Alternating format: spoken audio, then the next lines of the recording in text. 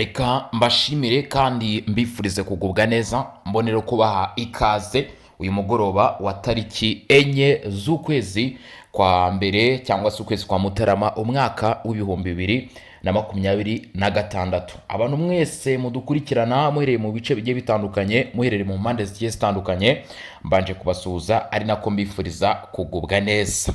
Ubu rero uyu munsi wa none munyemerere tugaruke kuri amakuru akomeye cyane ibyakomeje kugenda bitangazwa n'iki gikurikiye mu by'ukuri kuba Perezida Nicolas Maduro amaze kuba yatabwa muri yombi. Ndabyita gutabwa muri yombi kuko yamaze kuba yafatwa uyu mugabo Maduro kabisa, perezida wa Venezuela. Iyi nkundura ikurikiye mu by'ukuri iri tabwa muri yombi rya Perezida Nicolas Maduro hano muri aka karere ka Afurika y'ibiyaga bigari. Sinzi niba mwaba mwigeze muyibona, ariko ndakeka ko mu by'ukuri umuntu wese ukurikirana amakuru y'ibibera muri aka karere ka Afurika y'ibiyaga bigari yaba yabashije mu by'ukuri kuba yaca iryera cyangwa se yabona mu by'ukuri ibijyanye n'aya makuru cyangwa se nuko ibintu bihagaze. Perezida Donald Trump wa Leta Zunze Ubumwe za Amerika mu by'ukuri yahise anagaragaza ko ibikorwa nk'ibi ngibi byabaye kuri perezida wa Venezuela bishobora no gukomeza no ku bandi baperezida. Mu by'ukuri ibi byahise bituma cyangwa se bibaye mu gihe Repubulika ya Demokarasi ya Kongo, bamwe mu bategetsi bagiye batandukanye, bamwe mu bakoresha imbuga nkoranyambaga batangiye kugaragaza ikintu gikomeye cyane bavuga ku mukuru w'igihugu cy'u Rwanda. Ndetse murabizi ko Repubulika ya Demokarasi ya Kongo yagivuga kenshi ko ubusugire bwayo bwagiye mu by'ukuri bwagiye buhungabanywa, ubusugire bwayo bwagiye buhungabanywa, iki gihugu cyatatswe, ndetse ibyo byose bakabishyira kuri umukuru w'igihugu cy'u Rwanda Perezida Paul Kagame nk'ushyigikiye cyangwa se urimo nk'uwishe inyuma y'ibikorwa by'inyeshyamba zo mu mutwe wa 23. Repubulika ya Demokarasi ya Kongo rero benshi bagiye basabira mu by'ukuri uyu mukuru w'igihugu cy'u Rwanda ko mu by'ukuri byamugendekera nk'uko byagendekeye Perezida Nicolas Maduro, ngo kubwo kuba arimo arashinja cyangwa se arakora ibikorwa byo kuba yafasha inyeshyamba z'umutwe wa 23, ndetse byarenze no kuri icyo kigero bakora n'amafoto agaragaza umukuru w'igihugu cy'u Rwanda, ngira ngo mwagiye muyabona ku mbuga nkoranyambaga, yambaye nk'uburyo uwo bita Nicolas Maduro yaje gutwarwa. Dore ko uyu mugabo amakuru dufite ni uko iki gitero ubwo cyabaga yararyamyiwe n'umuryango we, ndetse baza kumusanga rwose mu buriri bwe. Iyo myambaro rero ni tenue de sport cyangwa se ni imyenda ya siporo yahawe Nicolas Maduro. Mu by'ukuri abenshi bagiye bavuga babikora bagaragaza umukuru w'igihugu mu by'ukuri muri ubwo buryo. Ngira ngo ayo mafoto yagiye atangwa n'abarimo Serge Kanyinda, ndetse bagiye bavuga barimo nka Stanislas Bujakera, ndetse n'abandi bagiye batandukanye bakoresha imbuga nkoranyambaga, by'umwihariko ku rukuta rwa X rukunze gucaho amakuru ya politike ku bijyanye n'aka karere ka Afurika y'ibiyaga bigari. Rero ibi bikaba byakomeje kugenda bigaragaraho bati rero bishobora no gukura ubwoba bukomeye cyane ndetse n'igitutu ku kwibaza ku ruhande rw'u Rwanda. Hariho bita Ombe Nyamuhombezi, ngira ngo bakurikirana ibijyanye n'amakuru muri aka karere nawe muramuzi cyane mu makuru agenda avuga, byo yita ubusesenguzi agenda avuga, ndetse n'ibyo agenda atangaza we ku giti cye. Nawe rero yanyarukiye ku rukuta rwe rwa Twitter, nawe agaragaza iyi misiyo ya Donald Trump, twavuga ko ari ikintu yongeye kuzana ibikorwa Leta Zunze Ubumwe za Amerika zagiye zikora, ndetse n'ibyavuzwe n'umunyamabanga wa Leta Zunze Ubumwe za Amerika Marco Rubio, hanyuma anabihuza nanone n'iki kibazo cyo mu karere ku ruhande rw'u Rwanda. Ubona ko nabyo bifite icyo bisobanura cyangwa se bishatse kuvuga mu butumwa mu by'ukuri uyu mugabo nawe yarimo avuga cyangwa se yarimo agaragaza. Marco Rubio yavuze ijambo rikomeye cyane mu by'ukuri, yavuze ijambo rikomeye cyane umunyamabanga wa Leta Zunze Ubumwe za Amerika, ati kandi hari byinshi Leta Zunze Ubumwe za Amerika bafite mu gukora muri iki gikorwa. Gusa nanone menya ko Perezida wa Leta Zunze Ubumwe za Amerika Donald Trump yanangirije guverinoma ya Mexique, Colombia ndetse na Cuba nyuma y'igitero cy'ingabo zidasanzwe za Amerika mu murwa mukuru Caracas cyasize perezida wa Venezuela Nicolas Maduro n'umugore we bafashwe. Trump yasobanuye iki gikorwa nk'uburyo bwo kurwanya umugambi w'iterabwoba rishingiye ku biyobyabwenge, ashinja Maduro Nicolas kuba akorana n'amatsinda y'abacuruza bakabyinjiza muri Amerika. Mu kiganiro yagiranye na Fox News kuwa gatandatu, perezida Donald Trump yibasiye cyane perezida wa Colombia Gustavo Petro, amushinja kuba umufatanyabikorwa wa Nicolas Maduro, amusaba kwitonda. Ati afite kokayine, afite inganda zitunganyirizwamo kokayine, agomba kwitonda. Yabwira go bita Gustavo Petro, perezida wa Colombia.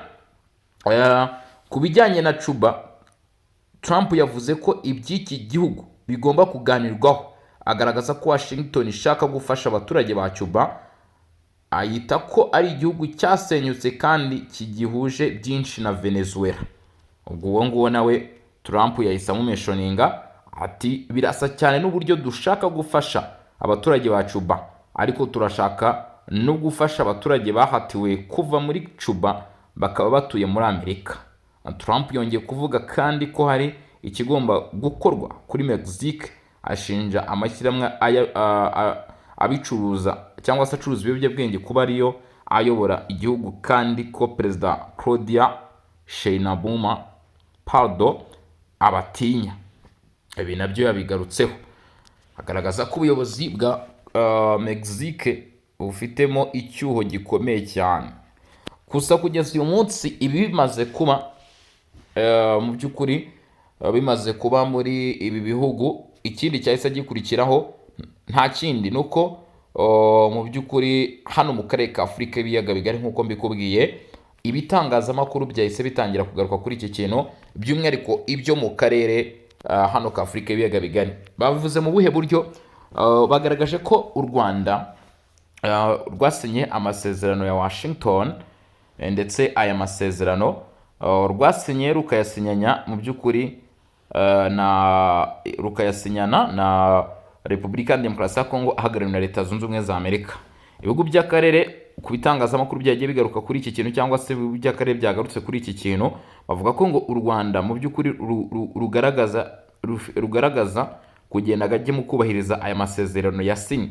Ku bw'ibyo aba batangiye kuvuga ko bishobora kuba mu by'ukuri byafatwa nk'igikorwa kigayitse cyo kuba u Rwanda rwaba rusuzuguye Leta Zunze Ubumwe za Amerika, ndetse mu by'ukuri kugeza ubu bikaba byagorana mu gihe Amerika yaba mu by'ukuri ifashe icyemezo nk'icyo ngicyo cyo gukora mu by'ukuri nk'ibyo yakoze muri Venezuela. Perezida Donald Trump yatangaje ko Amerika izategeka Venezuela kugeza guhinduranya ubutegetsi kwizewe kandi gukwiriye kugezweho. Ni nyuma y'ibitero bya Amerika kuri iki gihugu no gushimuta perezida wacyo Nicolas Maduro n'umugore we bakajya kubafungira muri Amerika, igikorwa cyatangaje isi yose, ndetse bongera kuvuga bati Amerika igarutse muri twa tuntu twayo. Trump yavuze ko inganda z'ibitoro zo muri Amerika nazo zizajyaho gusana ibikorwa remezo byangiritse kandi zitangire gukorera amafaranga kuri iki gihugu. Urumva ko Venezuela mu by'ukuri Leta Zunze Ubumwe za Amerika bahise bafata umwanzuro, ni nk'aho twavuga tuti mu by'ukuri bashimuse n'igihugu cyose usibye na perezida, bahise bagifata bavuga ko mu by'ukuri bakiyoboye. Kugeza uyu munsi rero na hano mu karere ka Afurika y'ibiyaga bigari mu by'ukuri bikaba bivugwa ko ibyo bishobora kuhagaragara mu by'ukuri, ndetse nk'uko natangiye migarukaho abakurikirana hafi ibibazo by'akarere, by'umwihariko mu by'ukuri abari ku ruhande rwa Repubulika Iharanira Demokarasi ya Kongo cyangwa se abari inyuma yarwo, bakaba bahise bavuga cyangwa se batangaza ko ibyo bishobora no kuba kuri aka karere ka Afurika y'ibiyaga bigari. Ariko kimwe mu bindi bintu bitunguranye kugeza kuri uyu munota, ndetse amwe mu makuru ugomba kuba wasobanukirwa cyangwa se wamenya, ni uko bimaze gutangazwa itangazo ryari ryashyizwe ahagaragara ryavugaga yuko Leta y'u Rwanda yaba itigeze yishimira mu by'ukuri ibyakozwe na perezida wa leta zunze ubumwe za Amerika ku bijyanye rero n'ikibazo cya Venezuela. Iyi nyandiko ngo yari inyandiko ya fake news nk'uko birimo bivugwa, ngo ntabwo u Rwanda rwigeze rugira icyo bita ruvuga ko mu by'ukuri rutishimiye ibyo leta zunze ubumwe za Amerika baba bakoze. Iyi nyandiko rero ngo ikaba mu by'ukuri atari iy'ukuri. Ubwo ngira ngo ibyo nabyo urabimenye, ntabwo rwigeze ruhakana cyangwa se ngo ruvuge ko ibyo mu by'ukuri uyu mugabo Donald Trump yakoze muri Venezuela byaba atari ukuri. Ntabwo ibyo u Rwanda rwigeze rubikotinga cyangwa se rubivuga, nk'uko hari inyandiko yari yakwirakwiye ku mbuga nkoranyambaga zigiye zitandukanye mu by'ukuri zigaruka ku makuru agenda avugwa hano mu karere ka Afurika y'ibiyaga bigari. Ibyo ngira ngo nabyo urabimenye. Turibaza ese koko nk'uko mu by'ukuri turi kubona cyangwa se twakomeje kugenda tugaragarizwa ko mu by'ukuri hari kubaho ikibazo nk'iki ngiki cyo kuba mu by'ukuri abaperezida nk'aba ngaba bakomeje kugenda bafatwa bavugwaho ibintu bitari byiza. Ese koko nk'uko uruhande rwa Repubulika ya Demokarasi ya Kongo ruri kubigaragaza, birashoboka cyangwa se ntibishoboka? Icyo nkeka ko mu by'ukuri ari ikintu cyo kwibaza cyane cyangwa se ari ikintu cyo gutekerezaho cyane. Ariko ababivuga barashingira ku ki? Barashingira ku kuba ngo leta zunze ubumwe za Amerika zarashyizeho amasezerano, ariko aya masezerano akaba atarigeze yubahirizwa. Icyakoza kugeza kuri uyu munota mu bigaragara ntago ubutegetsi bwa Kinshasa bwigeze bugaragaza ko mu by'ukuri cyangwa se bushyira hanze inyandiko ivuga ko bwifuza ko ibyakozwe kuri perezida wa Venezuela byagaruka ku kibazo rufite. Gusa kugeza uyu munsi benshi mu bakurikirana ibibazo byo mu karere ku ruhande rw'u Burundi, ku ruhande rwa Repubulika ya Demokarasi ya Kongo, bari mu nkundura mu by'ukuri y'ubwo butumwa, nk'uko mwakomeje kugenda mubibona hirya no hino ku mbuga nkoranyambaga zigiye zitandukanye zakomeje kugenda zigaruka kuri iki kintu rero nk'uko bigaragara. Ariko nanone mu bigaragara ntago twavuga ko nubwo bamwe mu bayobozi bakuru b'iki gihugu batigeze bagaruka kuri iki kintu, ariko bamwe mu basesenguzi, bamwe mu bayobozi bagiye batandukanye iki kintu nacyo bakigarutseho. Repubulika ya Demokarasi ya Kongo, bamwe mu bayobozi baravuga ko bishimiye uburyo Amerika yaje kwivanga mu bibazo byo muri Venezuela, ibyatumye perezida Nicolas Maduro afatwa. Ngo iki gikorwa gitanga ikimenyetso gikomeye ku bayobozi bose bakanagera ku bushake uburenganzira bw'abaturage babo. Kenshi na kenshi ubutegetsi bw'igitugu bwishe inyuma y'ubusugire kugira ngo buyobore binyuze mu iterabwoba, mu gihe ibyaha byakozwe binyuranyije n'amategeko mpuzamahanga. Bivuze ngo bamwe mu bayobozi muri Repubulika ya Demokarasi ya Kongo mu by'ukuri nk'uko byagaragajwe n'uwo bita Steve Wembe, avuga ko mu kugeza uyu munsi leta zunze ubumwe za Amerika zaba zatangiye gukurikirana ibijyanye n'ihame ndetse n'itegeko rivuga ukuntu cyangwa se risobanura ko bamwe mu bategetsi b'ibihugu cyangwa se iki ari ikimenyetso cy'uko leta zunze ubumwe za Amerika ziteguye gushimangira ndetse no kwerekana neza ko bamwe mu bategetsi bahonyora uburenganzira mpuzamahanga, amategeko mpuzamahanga ku banyagihugu ndetse no mu zindi ngeri zose, Amerika yaba ifite gahunda yo kugira yo kubihagarika. Ibitangazamakuru bigiye bitandukanye byakomeje kugenda bikotinga kuri iki kintu ku bijyanye n'ijambo ryo bita Marco Rubio, umunyamabanga mukuru wa leta zunze ubumwe za Amerika, kuri uyu perezida Nicolas Maduro ndetse n'umukuru w'igihugu cy'u Rwanda Paul Kagame, kubera ibibazo rero bimaze iminsi bivugwa. Ndakwibutsa ko kugeza kuri ubu ngubu mu makuru nyakuri yakomeje kujya ahagaragara, u Rwanda ntabwo rwigeze mu by'ukuri rugaragaza ubutumwa bwo kwamagana cyangwa se kuvuga kuri iki kintu gikomeje kugenda kivugwa na bimwe mu bitangazamakuru ndetse n'abayobozi bagiye batandukanye mu karere ka Afurika y'ibiyaga bigari. Ariko hakaba hategerejwe mu by'ukuri ijambo ry'uruhande rw'u Rwanda kuri iki kibazo, kugira ngo mu by'ukuri humvikane neza uko ibintu byakemuka cyangwa se uko ibintu byashyirwa mu bikorwa. Ndagira ngo umenyeshe ko igikorwa rero cyakozwe mu by'ukuri cyishimiwe cyane n'abatuye Repubulika ya Demokarasi ya Kongo. Sinzi impamvu, ariko uko byenda kose bifite aho bihuriye, nk'uko nari ndimo ngenda bisobanura cyangwa se ngerageza kubishyiraho umucyo kugira ngo wumve impamvu ya byose. Abatuye Repubulika ya Demokarasi ya Kongo benshi, by'umwihariko nyine abashyigikiye guverinoma, bagaragaje ko bishimiye umwanzuro wa Leta Zunze Ubumwe za Amerika waje kuba mu by'ukuri washyirwa mu bikorwa kuri uyu perezida wa Venezuela. Ngo bishobora kuba ari ikibazo mu by'ukuri cyaba cyakemuye, kandi ngo uwo muti wagikemuye ukaba wanavugutirwa bimwe mu bibazo by'akarere ka Afurika y'ibiyaga bigari kugeza uyu munsi birimo bihagaragara cyangwa se bikomeje kuhavugwa. Hari ibyavuzwe n'uwita Extra African Media, itangazamakuru mu by'ukuri rikomeje kubigarukaho cyane, nabyo ngira ngo mbabwire uko bimeze cyangwa se iby'iki kintu nabyo tubashe kuba twabishyiraho umucyo. Icyo bavuze ku bijyanye n'iyi ngingo, nakubwiye ni abakomeje kugenda babikomozaho bo ni benshi cyane, gusa nanone uko byagenda kose hari amategeko aba agomba gukurikizwa.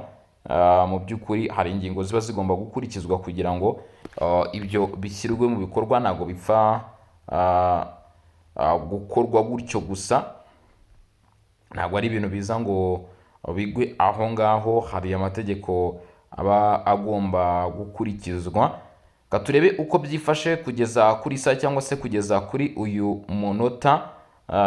Mu by'ukuri ngo ni isobanura ryimbitse. Atese Leta Zunze Ubumwe za Amerika zishobora gufata Perezida Paul Kagame nk'uko byavuzwe kuri Nicolas Maduro? Ni ikibazo cyo kwibaza kuri buri umwe, dushingiye kuho ibintu bigeze. Ndavuga ko ibintu bigezeho ndabaga nyuma y'amakuru yavuzwe ku ifatwa rya Nicolas Maduro n'ingabo za Leta Zunze Ubumwe za Amerika. Amagambo yavuzwe na Marco Rubio, Minisitiri w'Ububanyi n'Amahanga wa Amerika, yateye impaka n'impungenge hirya no hino ku isi, cyane cyane muri Afurika no mu karere k'ibiyaga bigari. Marco Rubio yasobanuye ko ifatwa rya Maduro ritari impanuka, ahubwo ko ryatewe n'uko yanze amahirwe menshi yo gusohoka mu kibazo mu mahoro. Yagize ati, ni mu magambo ye, Maduro yahawe amahirwe menshi. Amahirwe y'ubwumvikane yari meza cyane, ariko arabyanga, ahitamo kwitwara nk'uwigomeka, bityo bigera aho bigera. Icy'ingenzi cyane si amagambo kuri Maduro gusa, ahubwo n'ubutumwa Rubio yashyikirije isi yose ku miyoborere ya Trump muri manda ye ya kabiri, ije irimo impinduka zikomeye cyane ndetse n'ibikorwa kurusha uko byagenze muri manda ye ya mbere n'uwamubanjirije. Yagize ati, dufite perezida utakinisha, iyo avuze ko azagira icyo akora aragikora. Yavugaga Trump. Hari imirongo ntarengwa, icyo bita red lines, Amerika ivuga ko itazihanganira ku bibazo bigenda biba hirya no hino ku isi. Rubio yasobanuye ibintu bimwe Amerika ifata nk'imipaka ntarengwa, harimo kuzana cyangwa gukorana n'ibihugu Amerika ifata nk'abanzi, kwigarurira umutungo wa Amerika, kohereza imitwe y'abagizi ba nabi muri Amerika, gufata abanyamerika nk'imbohe ndetse no kubakoresha mu nyungu za politiki. Yasoreje ku magambo akomeye cyane ati, turiteguye kuganira n'abantu bose, ariko ntitwakwihanganira gukinishwa. Iyo ugerageje kudukinisha ntibigira iherezo ryiza. Ikibazo gishyushye ubu kibazwa muri Afurika, ngo ese Amerika yakora kuri Perezida Paul Kagame nk'uko yavugwaho kuri Maduro, nk'uko byavuzwe kuri Maduro? Mu gihugu cya Kongo ndetse no mu karere, ngo abantu benshi baribaza bati, niba Amerika yarashoboye gukorera Maduro, byagenda gute ku mukuru w'igihugu cy'u Rwanda? Ibi byanavuzwe kenshi cyane hano mu karere ka Afurika y'ibiyaga bigari, ngira ngo nk'uko nabatangiye mbivuga, ngo icyo ubutumwa bwa Rubio busobanura kuri Kigali, habayeho kubigereranya, ngo igihe cy'abayobozi badakorwa gishobora kuba kiri kurangira. Ngo ubutumwa bwa Rubio bwerekana ko ubuyobozi bukomeye, izina rikomeye cyangwa inshuti mpuzamahanga bitagihagije mu gihe Amerika ibona ko hari umuyobozi uhungabanya inyungu zayo. Perezida Kagame asanzwe ashinjwa n'impande nyinshi ngo gushyigikira imitwe yitwaje intwaro muri Kongo, guhungabanya umutekano w'abaturanyi, kunenga ku masezerano mpuzamahanga arimo amasezerano ya Washington Amerika yarahujuje. amahirwe menshi yo kwisubiraho, hanyuma hakabaho ingaruka. Ngo Rubio yagarutse kenshi ku magambo avuga ko Maduro yanze amahirwe yo kwisubiraho. Ngo ibi bifite icyo bisobanura gikomeye ku buyobozi bashinjwa kwirengagiza amasezerano bashyizeho umukono, gukomeza ibikorwa Amerika ifata nk'ibihungabanya amahoro, gukinisha diplomasi ya Amerika. Ubutumwa ngo buba ari ubu, aho iyo amahirwe yo kwikosora arangiye hashobora gukurikiraho ibikorwa bifatika, si amagambo gusa. Ni tekinike nshya ngo Trump ni igikorwa, si ikiganiro gusa. Rubio arimo gusobanura kuri iyi politike nshya ya Amerika ngo Trump si perezida wo kuganira igihe kirekire, ni perezida wishyirwa mu bikorwa, uwo Amerika ibona nk'uhungabanya amahoro cyangwa inyungu zayo, ngo ashobora guhura n'ibikorwa bikomeye. Ngo iyo politiki igamije gutera ubwoba ndetse no gukebura ibihugu n'abayobozi bose bari kugerageza kwihagararaho birengagije Amerika. Ese Amerika yafata umukuru w'igihugu cy'u Rwanda nk'uko yafashe Maduro? Ati tugomba kuvuga ukuri kandi dufite inshingano. Ngo ibi ntibivuze ko Amerika yafashe icyemezo cyo gufata umukuru w'igihugu cy'u Rwanda, ngo ariko bisobanura bikurikira: niba Amerika ifashe umuyobozi nk'uhagarika amahoro, ushyigikira ubwicanyi cyangwa imitwe yitwaje intwaro, uhungabanya umutekano w'akarere, urenga ku masezerano Amerika yashyizeho imbaraga, ngo icyo gihe Amerika ishobora kuva kuri diplomasi igakoresha izindi mbaraga, harimo n'ibikorwa bya gisirikare, nk'uko Rubio yabigarutseho avuga ko kurenga ku masezerano ya Washington. Impamvu iri sesengura ngo ari ingenzi kugeza uyu munsi, nk'umunyamakuru w'umunyekongo, ngo iri sesengura rishingiye ku mpinduka zikomeye mu mikorere ya politike mpuzamahanga, aho isi iri kugenda iva mu magambo kwamagana ibiganiro ndetse bidashira, ikajya mu ishyirwa mu bikorwa n'ibihano bifatika. Ibi rero ngo abanyekongo benshi bakaba babibona nk'icyifuzo mu by'ukuri cyabanyura ku bijyanye no gukemura iki kibazo. Gusa nkwibutsa ko ibyo byose nubwo bivugwa, u Rwanda n'umukuru w'igihugu cy'u Rwanda bahakana kuba mu by'ukuri bari inyuma y'ibyo byose bivugwa. Zambia yatangaje ko igiye kwakira inama ihuza abaminisitiri b'ingabo n'abagaba bakuru bazo bo mu bihugu bigize inama mpuzamahanga y'akarere k'ibiyaga bigari ICGR, igamije kwiga ku kibazo cy'umutekano muke mu burasirazuba bwa Repubulika Iharanira Demokarasi ya Kongo. Ni mu itangazo ryashyizwe ahagaragara, aho leta ya Zambia yatangaje ko iyo nama izamara iminsi 3, ikazatangira ku itariki ya 8 Mutarama 2026 mu mujyi wa Livingstone. Biteganyijwe ko izitabirwa n'abaminisitiri b'ingabo 12 ndetse n'abagaba bakuru b'ingabo 12 bo mu bihugu bigize ICGR. Minisitiri w'ingabo wa Zambia, uwo bita Ambrose Luigi Rufuma, niwe uteganyijwe kuyobora iyi nama izibanda ku gushakira umuti ibibazo by'umutekano muke bikomeje mu ntara za Kivu zombi mu burasirazuba bwa Kongo. Iyi nama igiye kuba mu gihe ibihugu byo mu karere k'ibiyaga bigari bikomeje kugaragaza impungenge ku ntambara ikomeje gufata indi ntera muri Repubulika Demokarasi ya Kongo. Ubutegetsi bw'iki gihugu bukomeje kurasa ku bice AFC M23 igenzura byiganjemo abasivile, akicwa benshi nk'uko bivugwa n'uruhande rw'inyeshyamba. Gusa uruhande rw'inyeshyamba narwo rugashinjwa n'uruhande rwa guverinoma gukora ibikorwa bihonyora ndetse no kurenga ku mahame mpuzamahanga agenga ubusugire bw'igihugu n'ibindi bigiye bitandukanye. Kugeza kuri uyu munota hakaba hibazwa ikigiye gukorwa ndetse n'ingamba zizaturuka muri iyi nama, niba koko zizabasha gutanga umusaruro ku kibazo uyu munsi cyugarije akarere ka Afurika y'ibiyaga bigari. Ngira ngo rero ngushimire, ngira ngo mbabwire ni mwakoze cyane. Reka tuze gusura mu kanya kari imbere turana n'andi makuru arabagezweho. Nge nari Bosco Umutaramu cyane.